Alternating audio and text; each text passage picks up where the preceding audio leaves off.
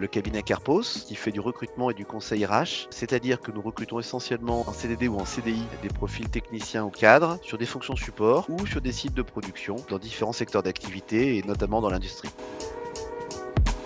Ce qui nous intéresse principalement dans les outils Prismo, c'est l'outil Aura qui s'appuie sur la technologie du disque et qui est donc devenu, notamment lorsqu'on arrive en finale, un outil plutôt pour affiner notre jugement sur les candidats et prendre les bonnes décisions. Et progressivement, on intègre l'outil Helio, qui est un outil sur la motivation des personnes. Et là, il faut qu'on se forme, parce qu'on ne peut pas donner ces outils dans les mains d'un recruteur qui vient de commencer, mais ça viendra compléter la personnalité avec la motivation, la connaissance qu'on a des candidats et donc, du coup, la qualité des échanges qu'on peut avoir avec nos propres clients. Les outils Prismo, ils apportent de la crédibilité et ils apportent aussi un formalisme marketé que nous n'avions pas forcément dans notre cabinet. On a des outils de recrutement, d'évaluation RH, mais on n'avait pas forcément d'outils différenciants et complémentaires des pratiques du cabinet. L'outil Prismo vient naturellement s'agrémenter à nos outils.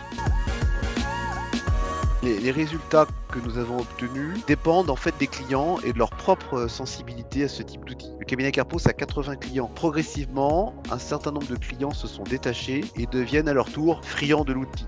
Pas tous. Et pour ceux que ça intéresse, c'est devenu un outil complémentaire d'échange. Et en plus, encore une fois, ce qui est intéressant, c'est que le candidat, il a le retour de son propre test. Donc il y a quelque chose d'assez homogène entre le client final, le cabinet de recrutement et le candidat. Ça doit bien faire 1 an ou 1 an et demi, et donc ça va continuer.